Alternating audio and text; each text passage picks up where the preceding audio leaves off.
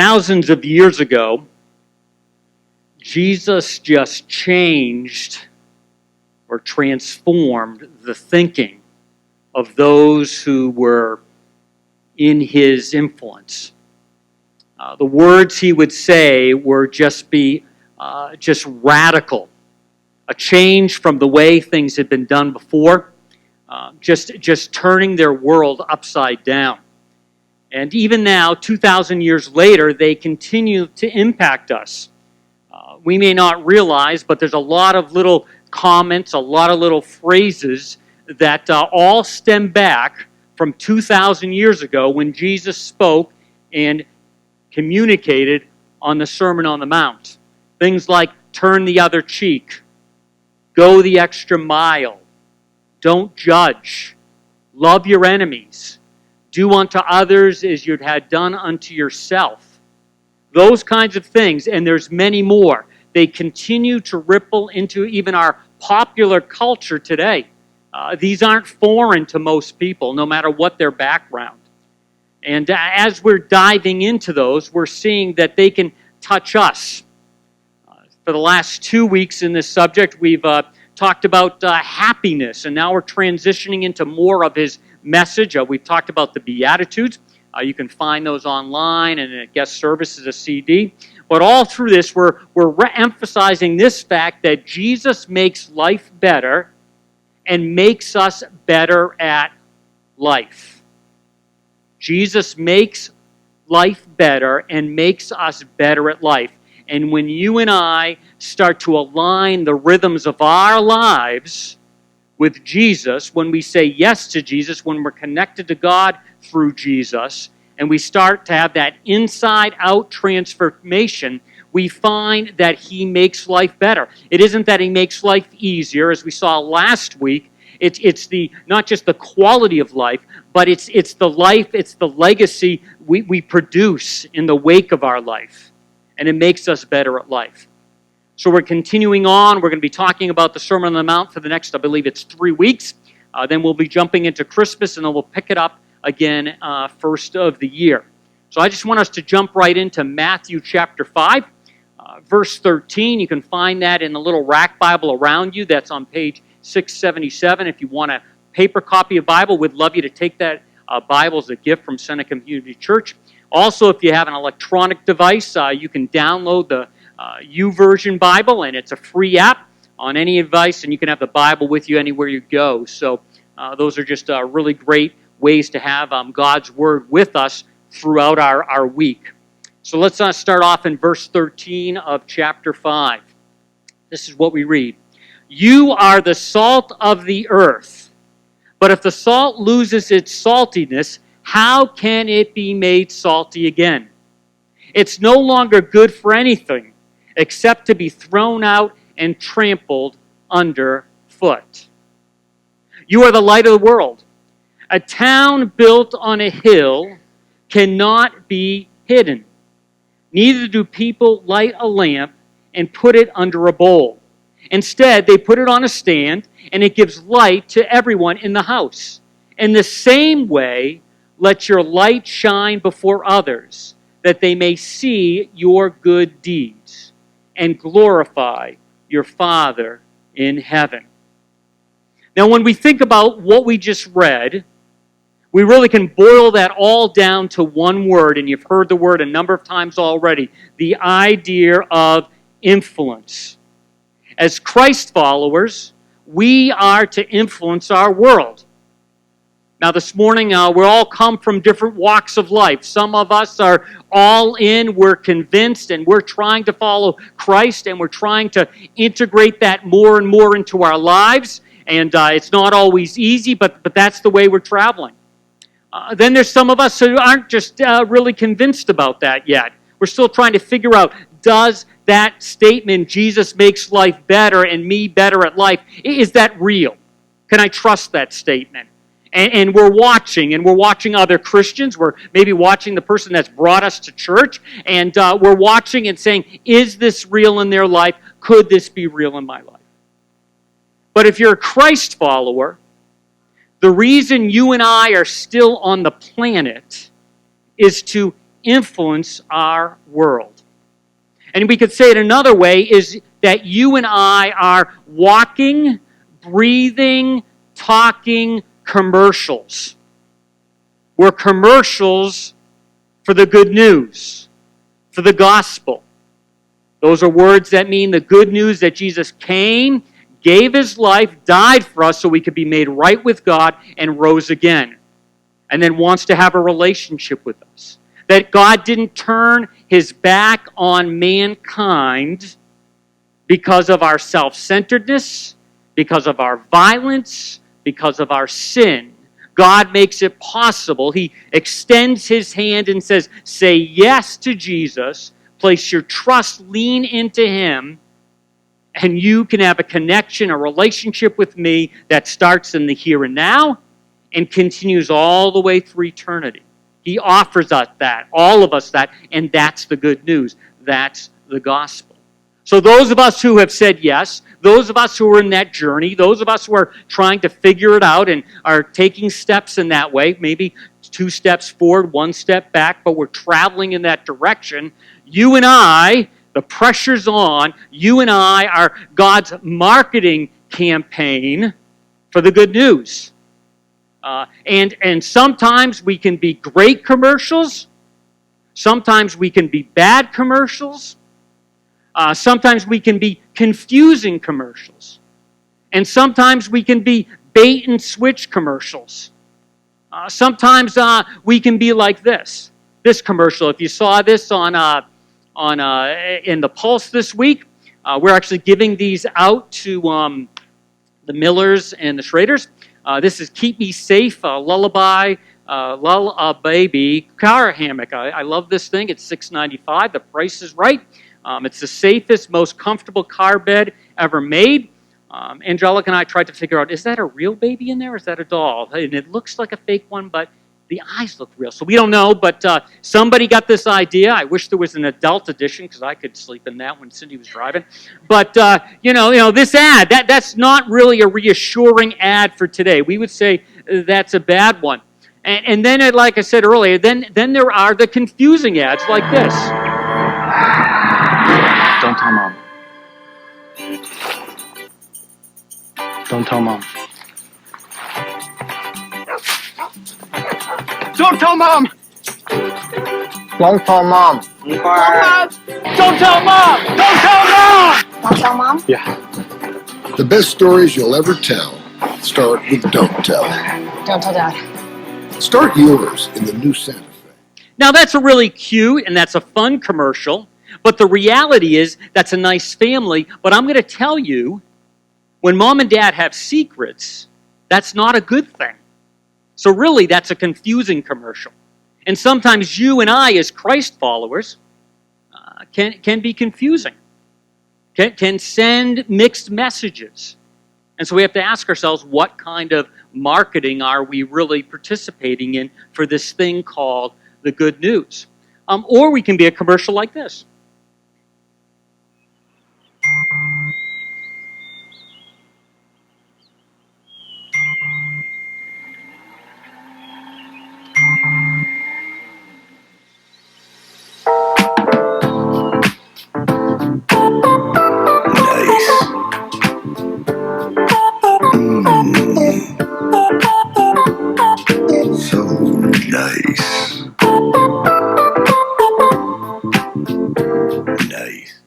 Have to admit, I have done that once or twice.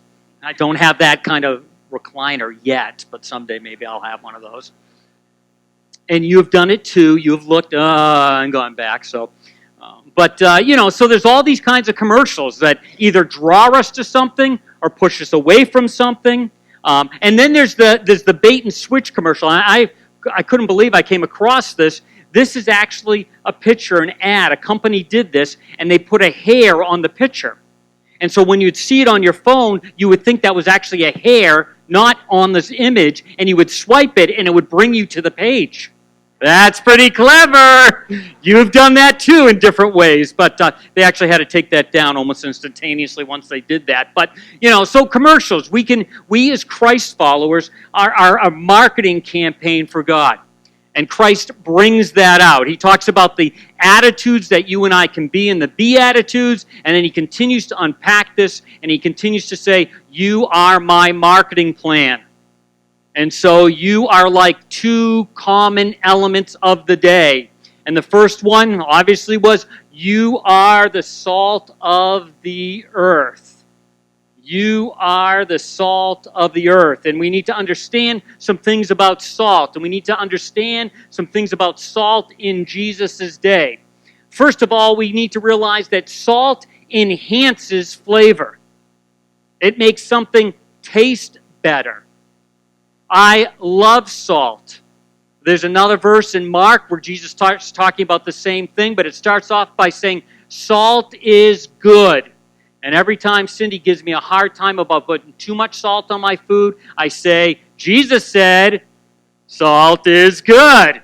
But, that doesn't really work. But anyway, salt enhances things. And it's funny, when you eat something, if there's too much salt, then it doesn't enhance. It's just that right amount, and it brings the flavor out. A couple times, Cindy, it's because she's in Kid Zone right now, a couple times Cindy has bought non-salt butter.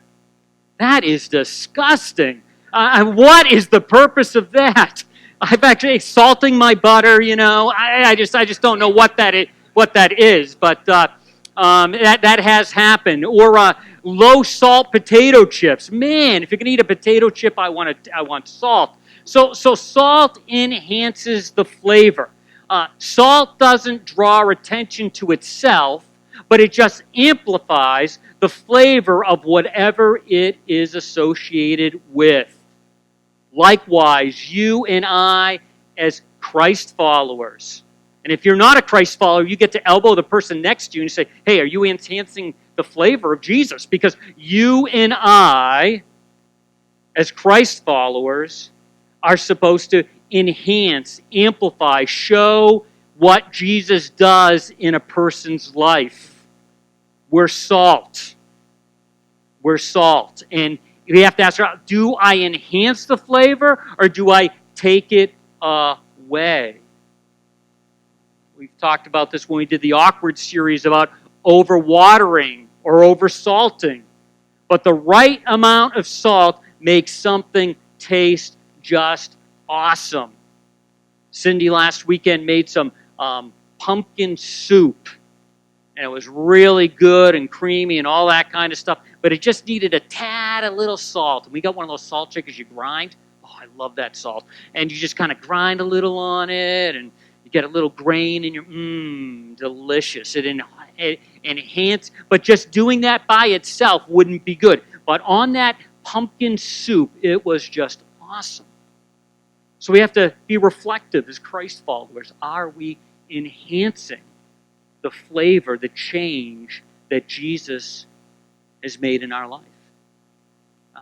Does the message of the good news leave a good taste in somebody else's mouth because you're salt?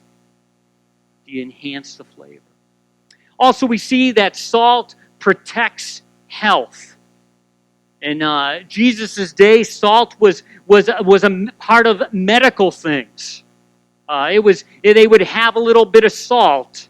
And some of us even today, still when we get a sore throat, what do? We gargle with some salt water, right? And it cleans, it preserves, it helps with that. How many of you ever lived near the ocean? I remember when I was a boy and I lived near the ocean and I might have scabbed up my knee and my dad would go stand in the water. Why? Because the salt water is good for that knee. I'd go and stand there. I liked standing in the water, but he would, kind of want me to splash up the salt water on my scab because it would help it heal faster. And so when you think about your life, my life, as a Christ follower, am I protecting health? Am I helping people? Am I restoring health? Or am I a toxic Christ follower? And so when I enter into a room or a situation, I actually bring it down rather than bring it up. See, Jesus says you and I are to be the salt of the earth. That involves protecting health It involves coming in and making situations more healthy. Also, salt prevents decay. It prevents decay. I'm told that back in this day, you could make meat not go bad for about 3 to 4 months, maybe even longer, if you were able to rub the salt into the meat. It prevents the decay. It preserves. And likewise, as Christ followers, we're to be a preserving influence in culture. We're to preserve. We're to be out there.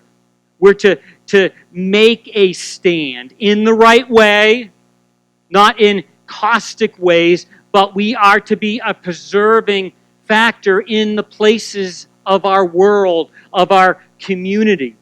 Also, you have to remember, salt was very valuable in Jesus' day. Soldiers were paid, a part of their salary was in salt. And that's how we get the word salary, salt. They're connected with that. Again, it was very valuable. And we're to be out there preventing the decay of our society.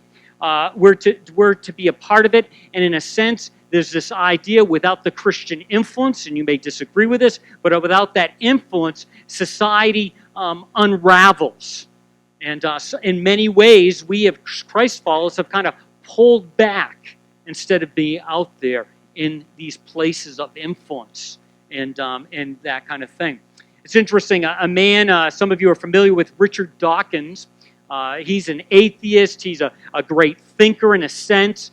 He writes lots of books, has a lot of traction in our society. And it's interesting, he's really wanted to expunge the influence of Christianity in our world of all faith, of all religions.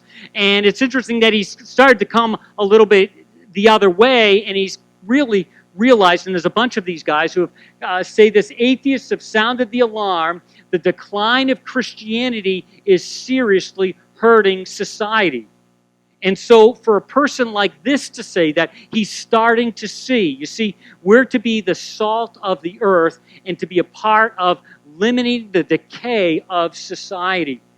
He writes in a couple places, he says, whether irrational or not, talking about faith, it does unfortunately seem plausible that if someone sincerely believes God is watching his every moment, he might be more likely to be good. Salt of the earth. He goes on to say in one of his books, he says this: I must say that I hate that idea. I want to believe that humans are better than that. I'd like to believe I'm honest whether anyone is watching or not. You see, even in the broader field of thinking, in this book, Outgrowing God, he's coming to the conclusion that when you and I, as real, authentic Christ followers, pull back, society unravels. And we could look and we could see that. And that's not, you don't in a sense blame society for that, just the same way you wouldn't blame the salt or the meat for going bad. You would blame that the salt wasn't put in the meat properly. So that falls back on us. So remember this. I say this very strongly, that a lot of what we see going on in our world isn't because of the world, it's because of us. We've pulled back. We've stopped being that preserving factor in society. And just again, like you can't get mad at the meat for spoiling because there wasn't salt in it, you can't get mad at society when we have pulled back from it and not engaged in it. And when I mean engaged in it, you know, if you've heard me speak a number of times, engaged in civil, kind. We talked about this last week. Approach trumps content every time. You know those ideas, but we've pulled way too back. Another characteristic of salt, I don't think Jesus was actually thinking about this, but I thought it as an application, is that salt melts ice. We're just about there. Salt melts ice. And when you think of you and I as Christ followers, we ought to be involved in people's our lives, showing the love of Christ in such a way that it melts their hearts towards Christ. And I could tell you story after story. Some of you are those stories where the love of Jesus coming in the form of a person who's a Christ follower, who's being salty, has helped melt your heart and warmed your heart so that you were open to Christ. We need to be out there preserving and melting hearts, pointing to Christ. Also, we saw that you are the light of the world. Verse 14. Light does a lot of things. First of all, light provides direction, provides steps, helps us take our next steps. So we can talk about God's Word helping us take our next steps. But really, when you and I, as Christ followers, are light, we help somebody else take their next step. I used to really love backpacking, and one time we were backpacking going up to this mountain, Mount Jacora, and what we wanted to do is we wanted to set up camp and get up there, and the next morning climb the mountain. And it was a Sunday afternoon, and it was getting dusk, and it was getting darker, and the place we were going to camp was a little spur, maybe a tenth or 2/10 of a mile off to the left or something, and it was kind of secluded, and we're going along, and it's getting darker and darker and darker, and finally we start to see the place. We put our headlamps on, and now it's dark, and it just looks like woods with no path, and it's dark, and I'm like, oh, this is bad. And all of a sudden we start going down the trail a little bit, and all of a sudden I noticed a little glow on one of the trees. We got a little closer, and someone had put a little reflector on that tree. And we went a little farther. Saw another reflector. Another reflector. Kept going on and on and on. Now I'm thinking, is someone playing a trick on us? Are we going to come to a cliff? Because that's what Dave might do. But anyway, no campsite.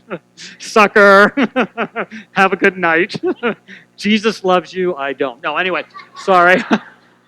But anyway, so we followed the little reflectors, and we got there, and sure enough, that was the campsite. Light provides direction, next steps. You and I, as Christ followers, ought to be at a place where just because we're walking with Jesus, we provide a light that helps somebody else take a next step. Jesus tells us we're light. Also, light gives life.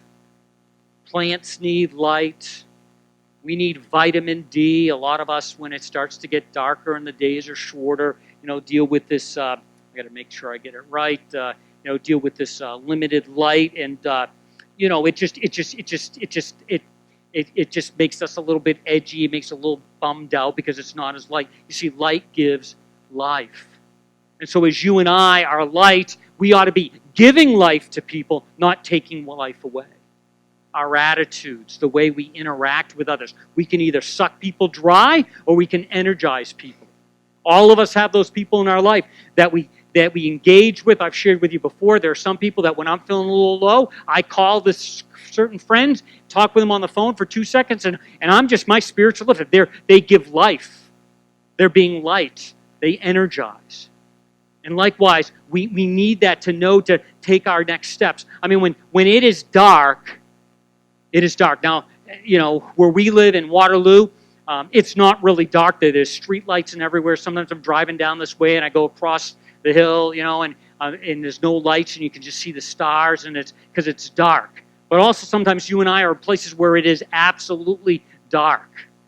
I remember at the first church we were at, there was multi-levels to this church back in South Portland, and this is very personal, but sometimes when I needed to use the boys' room, I would go down into the basement bathroom because I just was in there, and people would, hey Dave, is that your shoes? And I'm like kind of doing my business. I want kind of like me be by myself for a second. So I'd go downstairs, and it was evening service time, and I've been at the church for a lot of years, and I'm down there, and all of a sudden I come out of the bathroom and someone had turned off all the lights. And it was dark. And I said, I know how to go. I know where everything is. And I took one big step and walked into a cement wall. And he actually bloodied my nose a little bit, so I had to explain that. But, most of us aren't in completely dark places. But if we have the light of the gospel, we bring light into situations, not darkness. And obviously light dispels darkness. So it's not in a self-righteous way, but when you and I enter into things, we bring clarity. We bring understanding as a Christ follower, because you and I are to be salt and light. Now, in those two phrases, the word you are, has a fuller meaning than we get in our English translations. The you are in the original language really has this idea, you and you alone, Christ followers, are the salt, are the light. In other words, there is not a plan B. You are to be out there as salt and light.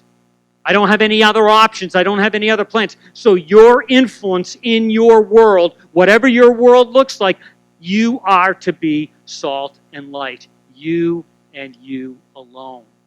There's also another idea that comes right off the page in the original, and it's you all. We don't have a plural for you.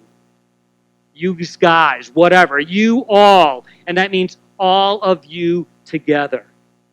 As a group of Christ followers in a local location, together we can do more than separate. That was so great about this. We can do more together. The trunk or treat, we can do more together. Missionaries, ministry difference partners around the world, we can do more together. Caring for things, helping out with the food pantries, and on and on and on. We can do more together. And so the idea is you and you alone and you all as Christ followers are the salt of the earth, the light of the world. Which brings us to our bottom line, which isn't the end of the message, so don't pack everything up yet. Couldn't find who actually first said this. A lot of people attributed to this person and that one. But we are to live in such a way that those who know you but don't know God will come to know God because they know you.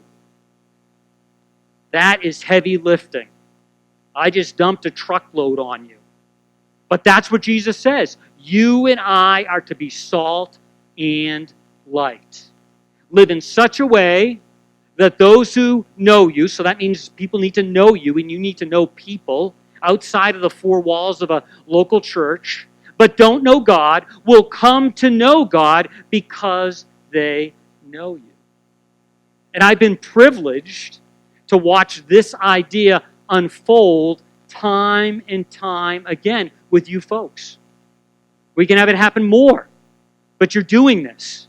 But we need to continue to do this. We need to be salt and light, influencing our world. I skipped a little bit in there in Matthew 5. Matthew 5:16 says this, in the same way let your light shine before others, that they may see your good deeds and glorify your Father in heaven. Again, it's this idea that you and I point to Him. It's not for ourselves. It's that you and I point to Him. The idea of glorifying is showing that He is important, that He is valued above all else. And so when you and I live a certain way, act a certain way, behave a certain way, think a certain way, we glorify our Father in heaven by letting our light shine. And there's lots of things we can do this. We need to bring a friend, and we need to bring a friend. Excuse me, I got this wrong. We need to be a friend and bring a friend. So we need to be out there, and we need to be being a friend in the places that we travel, the places we go, so that we can bring a friend. And sometimes that means bringing them into just your life. Sometimes that means bringing them to church, bringing them to some event. It's not about getting a seat filled, but it's letting them get a glimpse of who Jesus is. And again, that's one reason we're really emphasizing this Christmas at the movies. In a couple weeks, we'll be unpacking that. There'll be the bull boiler down the street and all of that, because we want to see that we can influence our world and point others to Christ. Now, in this salt and light communication from Jesus, there's also a warning. He warns us. He says, it's been said that there are two reasons people are not Christ followers. You may remember that statement from Awkward. But Jesus says it this way. There's a warning that there are two reasons people aren't Christ followers. And he first starts talking about the light, or actually the salt, but we're going the light first. And it says, a town built on a hill cannot be hidden. Neither do people light a lamp and put it under a bowl. Instead, they put it on a stand, and it gives light to everyone in the house. You have to remember, in Jesus' day, most homes had one oil lamp. And they would have this one oil lamp, and they would position it so that it would dispel the most light possible. A lot of us don't even think about that too much. We just turn on an extra light. But they would put it in a place where the walls, usually they were like a plaster, a white stone, would reflect the light into the room. And so they would do that so that everybody could see, that everybody could use it. And so the idea here is that if we're going to be light, sometimes we can be hidden. We can hide. And that brings us on to one of our reasons that a person, they've never met a Christ follower, because we're isolated. We hold it back. We don't really present. We don't really shine. And we need to be aware of that. So we can be a Christ follower. We're called to be light and salt, salt and light. But there are people in our world that have really never met an authentic Christ follower. They're isolated from that, or we keep ourselves isolated from that. I love the way Eugene Peterson amplifies this. He says, here's another way to put it. You're here to be light. Bring out the God colors in the world. God is not a secret to be kept. We're going public with this, as public as a city on a hill. You can't hide a city on a hill. Even in Jesus' day, again, because of the limestone they would use, you couldn't hide it. Even if there wasn't a light on, the reflection of the moon and stars would make that stand out. So the idea is we need to go public with our faith. Going on, he writes, if I make you light bearers, you don't think I'm going to hide you under a bucket, do you? I'm putting you on a light stand. Now that I've put you there on a hilltop, on a light stand, shine. Keep open house. Be generous with your lives. By opening up others, you'll prompt people to open up with God, this generous Father in heaven. Warning number one, that we're isolated, too isolated. And he goes on, he talks about the salt. But if the salt loses its saltiness, how can it be made salty again? It's no longer good for anything except to be thrown out and trampled underfoot. Remember, salt was valuable. When salt got mixed in with something else, or something else got mixed in with salt, in Jesus' day, you couldn't separate it out. The technology didn't exist. Today, it's not a big deal. Today, you can go to McDonald's or any fast food and get actually free salt. You can get a packet of salt, and they don't charge you. It's just there. In Jesus' day, that wasn't the case. And once the salt was wrecked, you couldn't do anything with it because it would still kill whatever you put it on. So they would just throw it on pathways to keep the vegetation down. So the idea here is that you and I, as light bearers, you and I, as being salty, can get compromised. And so some of the reasons, one of the warnings is that someone doesn't meet a Christ follower, they're in isolation. The other thing is they've not met a Christ follower. They have met a Christ follower, and the Christ follower is contaminated. It's that kind of salt. It's got that mixture in there. And you and I can live a life where we send mixed messages, where we're not really aligned with the Lord. We're not walking that way. We're letting a lot in. It doesn't mean we're not in process, because we all are in process, but we're letting a lot of things into our lives that that kind of send a mixed signal. We're contaminated, if you will. And so then when someone looks at our life, we're not that right kind of salt. Again, Eugene Peterson says it this way: let me tell you why you're here. You're here to be salt seasoning that brings out the God flavors of this earth. If you lose your saltiness, how will people taste godliness? You've lost your usefulness and will end up in the garbage. Ooh. They're not useful. I'm not useful. So you and I are called to be salt and light, but our light can be diminished. We can live in isolation. We cannot be not out there. Or we let mixed signals. We're not really aligned. We're compromised. And it's not working right. And so this is a command by Jesus. He's saying, be the salt and light. As a Christ follower, this is the reason we're still on the planet. That's why we're on the planet, to be salt and light. And then as we think about a church and think about a church family, the ramifications of this, and you've heard me say this before, but I'm just very mindful of it. As Seneca Community Church, we're very mindful of being salt and light, and we're trying to move in that direction, continue on that direction. Maybe it's 2 steps forward, 1 step back, because we want to be a church family that if we disappeared, the community would actually miss the salt and miss the light that we're reflecting in Christ. You see, if our church were to suddenly disappear, would the people in our community actually miss us? That question haunts me. Haunts me. I think they would miss us, not in an arrogant way, but I want them to miss us more.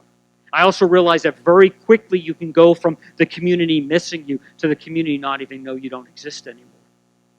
So if you and I are going to be salt and light as Christ followers, we need to live in such a way that those who know you but don't know God will come to know God because they know you. That's salt and light, not isolated and not compromised. Let's pray. Heavenly Father, for those of us who are Christ followers, this is a heavy, heavy, heavy conversation. Jesus lays it out real clearly. And Father, I would ask that you would help each one of us to really take inventory of our lives and ask ourselves how our salt level is, how our light level is. And look at ways where we can align with you in a deeper, more fuller way so that we can be the salt that preserves. We can be the salt that adds flavor to life. That we can be the light that helps someone take their next step to you. And Lord, I also pray for those in our midst that may not have said yes to you, may not have crossed that line of faith. And I pray in a moment like this, they would see that you love them dearly, that you want them to be a part of your family. And then even in a moment like this, as their heart aches for you, they would cry out in silent prayer and say, Lord, come into my life. I want to follow you. I want to be your salt and your light to a world that desperately needs it. So I pray that you'd be working in all our hearts this morning. We all have plenty of steps to take. We're thankful that we don't take those steps alone. You're right alongside us. And we're thankful for the gift of being able to be salt and light in a world that desperately needs it. We ask all of this in Jesus' name.